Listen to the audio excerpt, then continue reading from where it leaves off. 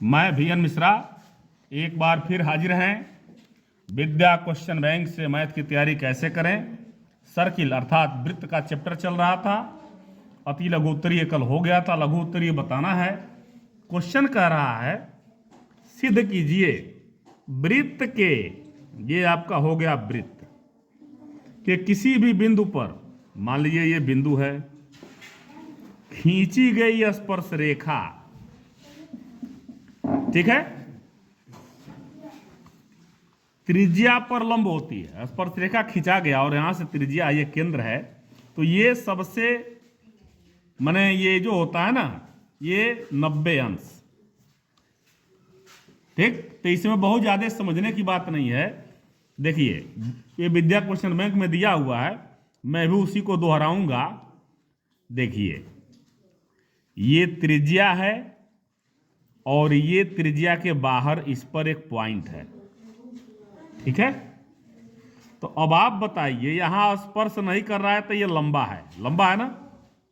अब ये जैसे जैसे ये रेखा इधर आती जाएगी, इधर आती जाएगी, ऐसे आती जाएगी, ऐसे आती जाएगी, ऐसे आती जाएगी, तो सबसे छोटी रेखा कौन हो जाएगी? जो स्पर्श बिंदु पर आएगी, यानी कि ये एकदम सीधा हो जाएगी। देखिए ये ऐसे है, ऐसे जब ऐसे आ रहा है तो ऐसे हो रहा है, ये ऐसे हो रहा है और यहां आके रुक रहा है, यानी कि ये एंगल जो बनेगा वो 90 डिग्री बनेगा। चलिए हम एक थोड़ा सा और बड़ा सा सर्किल ले लेते हैं। यह स्पर्श रेखा है, ये है ना, ये स्पर्श बिंदु है, यहीं पर स्पर्श रेखा है। अब इसको थोड़ा सा यहां ले आइए, तो फिर ये ऐसे हुआ, छोटा हो गया। देखिए इससे छोटा ये हो गया, इससे छोटा ये हो गया, इससे छोटा ये होगा, सबसे छोटा यही होगा, अर्थात ये 90 डिग्री होगा, तो अभी ये सबसे छोटा होगा। तो यदि इधर लेते हैं इससे तो वृत्त से बाहर चला जाएगा। स्पर्श बिंदु, स्पर्श पॉइंट एक ही है, ठीक है। तो जो लिखा है वही करना है, ज्यादा कुछ है नहीं। दूसरा क्वेश्चन कह रहा है, अब ये बताने के लिए हमको आपको थोड़ा सा बताना पड़ेगा सर्वांग क्षमता प्रतिबंध, कॉन्ग्रुएंस रूल।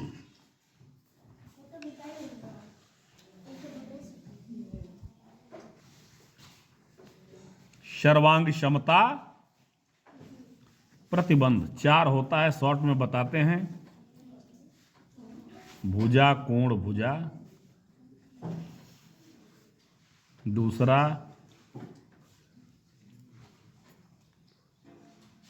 कोण भुजा कोण, इसको कहते हैं यस एस, इसको कहते हैं एस से। तीसरा है भुजा भुजा भुजा, एस एस एस, और ये है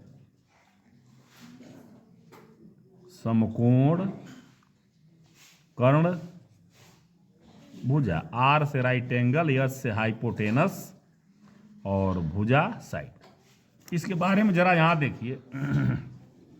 यदि दो त्रिभुजों में एक त्रिभुज की दो भुजाएं और उनके बीच का कोण, मान लीजिए ये भुजा है, उनके बीच का कोण, ये भुजा और ये भुजा भी हो सकता है, ये कोण, तो इसमें भी वही होना चाहिए। ये भुजा दूसरे त्रिभुज का, ये भुजा ये भुजा, ये दोनों ये एंगल बराबर हों तो ये दोनों त्रिभुज सर्वांगसम हो गया। अर्थात इसको उठा के इस पे रख दीजिए तो दूर से एक ही दिखेगा। कहने का मतलब ये है। अच्छा, जब ये सर्वांगसम हो गया तो ये इसके बराबर होगा, ये इसके बराबर होगा, जो जिस एंगल पे बैठेगा वो उसके बराबर होगा, जो जिस साइड पे बैठेगा उसके बराबर होगा। समझ आ गया? अच्छा, जैसे सर्वांग सम का मतलब होता है सर्व मतलब सभी, अंग मतलब भुजाएं कोण, यही ना अंग है त्रिभुज के। त्रिभुज के कितने अंग होते हैं? 6। त्रिभुज के कितने अंग होते हैं? 6, 3 साइड और 3 एंगल, जिसे कहते हैं वर्टेक्स। तो जैसे चूड़ी है, चूड़ी आपने एक ही तरह की चूड़ी 10 रख लीजिए, दूर से देखेंगे तो लगेगा एक ही है। तो ये त्रिभुज आके इस पे चिपकेगा, तो ये साइड इस पे चिपकेगा, ये एंगल इस पे चिपकेगा, ये एंगल इस पे वो तो बराबर है ही, सब बराबर होगा, ठीक है। दूसरा लीजिए, यदि दो कोण, ये भुजा इस साइड है और दो angle, angle side angle, angle side angle, दोनों त्रिभुज के बराबर हैं, तो ये त्रिभुज सर्वांगसम होगा, कॉन्ग्रुएंस होगा, कॉन्ग्रुएंस होगा। इसको उठा के इस पे रख दीजिए, चिपकेगा। तब ये एंगल इस पे चिपकेगा, ये साइड इस पे, ये साइड इस पे, और ये तो बराबर है, ये है। तीसरे में, यदि तीनों दो त्रिभुजों में ये तीनों भुजाएं, माने ये भुजा इसके, ये भुजा इसके, ये भुजा इसके बराबर हो, तो तेने में दोनों त्रिभुज क्या होंगे, कॉन्ग्रुएंस होंगे। अर्थात इसको यहां रख दीजिए, चिपका दीजिए, चिपक जाएगा, लगेगा दूर से एक ही है। ये एंगल इस पे आएगा, ये एंगल इस पे आएगा, ये एंगल इस पे आएगा, मतलब बराबर हो जाएंगे। कॉन्ग्रुएंस के बाद, सर्वांगसम के बाद ये बराबर होंगे। समकोण कर्ण भुजा, यहां कंडीशन है समकोण त्रिभुज आएगा। यदि दो समकोण त्रिभुजों में समकोण, तो ये तो पहले बराबर हो गया, कर्ण हाइपोटेनस और कोई भी एक भुजा, ये है तो ये, और ये है तो ये, यदि बराबर है तो दोनों सर्वांगसम होंगे। अब आ जाइए यहाँ पे, अपने दूसरे क्वेश्चन को समझाने के लिए इतना बोलना पड़ा है। सिद्ध कीजिए बाया बिंदु से वृत्त पर खींची गई स्पर्श रेखाओं की लंबाइयां बराबर होती हैं।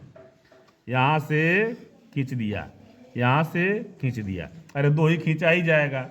ये मान लीजिए ये P है, ये O है, ये त्रिज्या है और ये त्रिज्या है, OA और OB। तो क्या कह रहा है, लंबाइयां सिद्ध क्या करना है, PA बराबर PB। आप दोनों त्रिभुज ले लीजिए, त्रिभुज OBP तथा त्रिभुज OAP में, OAP में OA बराबर OB, OA बराबर OB। कंडीशन क्या है, एक ही वृत्त की त्रिज्याएं हैं। देखिए ये भी त्रिज्या है, ये भी त्रिज्या है, ये भी त्रिज्या है, इधर भी आएगा, ये भी बहुत सारी त्रिज्याएं होती हैं और सब बराबर होती हैं। लिखेंगे यहाँ एक ही वृत्त की त्रिज्याएं हैं। अब OBP बराबर एंगल OAP बराबर 90 अंश। क्यों? क्योंकि त्रिज्या स्पर्श रेखा पर लंब होती है। यह स्पर्श रेखा है ना, ये त्रिज्या है, यह स्पर्श रेखा है, ये त्रिज्या है, तो लंब होती है। त्रिज्या स्पर्श रेखा पर लंब होती है। और ये OP बराबर OP, OP बराबर OP कॉमन, उभयनिष्ठ,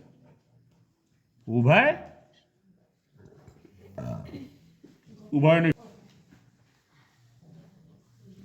अब देखिए, एक साइड ये हो गया, एक साइड ये, एक साइड ये, एक साइड ये बराबर हो गया, और ये एंगल बराबर हो गया, बराबर हो गया ना। यहां पर आप RHS भी लगा सकते हैं या AS भी लगा सकते हैं। लिखेंगे बाई कंडीशन, नहीं मत लिखेंगे AS प्रतिबंध से। त्रिभुज OBP कॉन्ग्रेंस का निशानी है, सर्वांगसम का त्रिभुज OAP हो गया। आज जब सर्वांगसम हो तो इसको ऐसे हम करके ऐसे कर दें तो AP किस पे चिपकेगा, BP पे, इसलिए AP बराबर BP। यहां कोष्ट में लिखेंगे CPCT,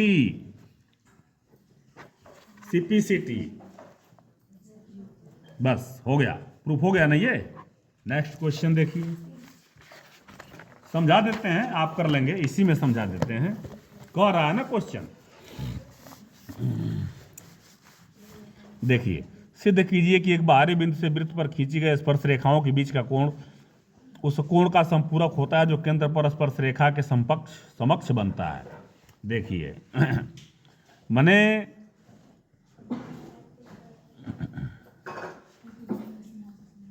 PQ द्वारा केंद्र पर बनाया गया कोण, ये PQ द्वारा बनाया गया कोण ये होगा POQ, यही होगा, और बाहर वाला PAQ। ओके, पी क्यू व P A Q, P O Q, P O Q व पी ए क्यू संपूरक होते हैं। तो सीधी सी बात है। चलिए देखिए, अब ये प्लस ये 180 यदि हो जाए तो इसका मतलब ये होता है कि संपूरक हो गए। तो ये 90 है और ये 90 है। क्यों? आप लिखेंगे, इसमें दिया है ये लंब, ये मतलब स्पर्शरेखा लंब त्रिज्या, त्रिज्या लंब है इस पे, ये भी त्रिज्या इस पे लंब है, ये 90 90 180 हुआ। जब ये 180 हो गया, अब ये पूरा चतुर्भुज हो गया ना, तो 180 घट ही जाएगा, तो ये और प्लस ये बराबर 180 हो जाएगा, प्रूफ हो जाएगा संपूरक होते हैं। यहाँ आइए, दिया है दो वृत्त हैं, स्पर्श रेखा ए बी है, जो वृत्तों को स्पर्श कर रही है बाहर से। अच्छा, और एक ये ए पी क्या कर रहा है, दो वृत्त ओ और ओ डैश के हैं जो बाह्यतः बिंदु पी पर स्पर्श करते हैं, बाह्यतः यहाँ पी पे ये स्पर्श करते हैं, पी पे स्पर्श करते हैं। ठीक है, ये वृत्तों की उभयनिष्ठ स्पर्श रेखा ए बी खींचा गया है। सिद्ध कीजिए ए पी बी बराबर 90, मैंने ये बराबर 90 सिद्ध करना है। यहाँ से खींच दिया, लाइन खींच दिया। अब देखिए, ये सिद्ध करना है ना, आप इसको मान लीजिए x, सपोज दैट मान लिया x। अब देखिए, हाई बाहर बिंदु है ना, यहाँ से ये भी बराबर होगा, ये भी बराबर होगा। बाहर से खींची गई स्पर्श रेखाएं बराबर होती हैं, कल बताया था मैं। तो अब देखिए, जब ये और ये बराबर हैं तो ये त्रिभुज है, इसके सामने वाला कोण भी बराबर होगा। इसके सामने वाला ये बराबर है, तो इसके सामने वाला ये भी x हो जाएगा, हो जाएगा। अच्छा, अब देखिए, अब ये भी बाहर इस वृत्त पर आइए, ये भी बराबर है, ये भी बराबर है, क्योंकि वृत्त के बाहर किसी बिंदु से खींची गई स्पर्श रेखाएं बराबर होती हैं। तो जब ये बराबर, ये x है, तो इसके सामने वाला ये भी x और ये भी x है। अब ये बराबर ये है, तो इसके सामने वाला भी x और इसके सामने वाला भी x। अब ये त्रिभुज हो गया। सबको जोड़िए, यानी कि देखिए यहीं पर मैं कर रहा हूं, x प्लस x, ये 2x हो जाएगा, x plus x plus x plus x बराबर 180। अब ये आपका 2x प्लस 2x बराबर 180, 4x बराबर 1, x बराबर 180 बाई 4 बराबर 45 आ गया ना। अब x प्लस x 45 में 90 लिखेंगे, इसलिए ए पी बी बराबर 45 प्लस 45 इज इक्वल टू 90 हो गया। या ऐसे प्रूव कर सकते हैं आप, जो दिया गया उसको छोड़िए, जो मैंने बताया उस पर ध्यान दीजिए। ओके, तो ये आपका खत्म हो गया लघुत्तरीय। अब हम लोग कल पढ़ेंगे दीर्घोत्तरीय। तब तक के लिए धन्यवाद। ये समझ में आ गया। अब इसमें जो हमने समझाया, ये क्वेश्चन एक बार फिर समझ लीजिए। ये और ये 90 होगा ही होगा, क्योंकि ये लंब है इस पे स्पर्श रेखा पे 180। जब ये दोनों 180 हो गया, तो ये चतुर्भुज है जो घूम रहा है कलम, APOQ चतुर्भुज है। ये घट जाएगा 180 ये दोनों होगा। फिर इसमें ये बाहर से स्पर्श ये बराबर है, इसको मान लिया x, इसके सामने वाला भी x बराबर होगा। अब ये बराबर ये भी है, तो इसके सामने वाला बराबर है, तो इसके सामने वाला भी एंगल बराबर होगा, और इसके सामने वाला भी एंगल बराबर होगा। सबको जोड़ दिया, x की वैल्यू निकल गया 45। अब AP भी 90 कह रहा है, तो APB में 2 ठे x है, x प्लस x। बात समझ में आई? चलिए अभी आप सॉल्व करिएगा। तब तक के लिए धन्यवाद।